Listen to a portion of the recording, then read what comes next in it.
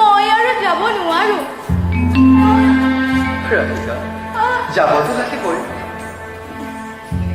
মোৰ ভৰিত কণ্টকে আঘাত কৰিলে, বিষে কোপে জৰ্জৰিত হৈছো। কিবা এটা কৰি মোক লৈ যাওক। বুজি পাইছো। ৰাধিকাই আঘাত পাই গৰ্বিত উঠিছে।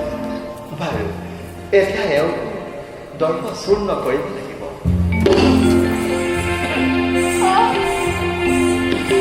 ৰাধিকা, যদি তুমি একান্তই যাব নোৱাৰা হৈছা তেন্তে মোৰ কান্ধতে আৰোহণ কৰা।